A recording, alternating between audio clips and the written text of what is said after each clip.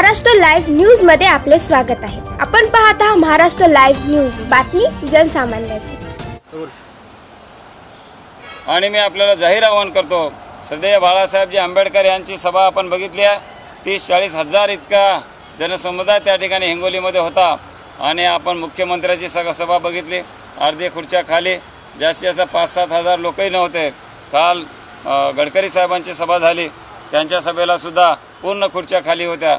उबाटाची त्या ठिकाणी सभा झाली किनवटमध्ये, त्या ठिकाणी 200 सुद्धा माणसं नव्हते। अरे आमचे 200 माणसं आमच्या सोबत हिंडू लागलेत। हजार लोकांच्या गावामध्ये रॅल्या आम्ही काढत आहोत। मग एवढं तुमचा आमचा प्रचार जर दिसत नसेल आणि हे जर लोक आम्हाला बदनाम करत असेल, हे पाप त्यांनी करू नये।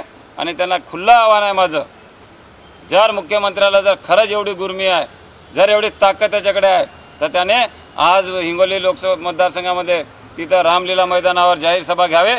त्याच्यापेक्षा 4 पटीने जर माझे लोक आले नाहीत, वंचित बहुजन आघाडीचे माणसं आले नाहीत, तर आम्ही आमच्या राजकारणातून बाहेर निघू। यांना आवाहन करतोय, तुम्ही आम्हाला बदनाम करण्याचा पाप यानंतर करू नका। आमच्या जमिनी विकू आम्ही या ठिकाणी निवडणूक लढतोय। आमची यंत्रणा कशी राबवतोय आम्हाला माहिती आहे। काल आज माझे रजिस्ट्री आहे आणखीन पुन्हा। त्यामुळे कसं आहे की हे लोक बदनाम करणारे जे पापी लोक आहेत, यांना सुद्धा आपल्याला जागा दाखवावं लागेल। कारण गरीब लोकांना बदनाम करण्याचं षडयंत्र आज नाही झालं आहे, फार पूर्वीपासून हे चालू आहे। तांड्यातलं असेल, वाडीतलं असेल, दलिताचं असेल, मुस्लिमाचं असेल, या लोकांना फक्त पैशाचा आमिष दाखवायचं आणि बदनाम करायचं, हे पाप त्यांनी करू नये।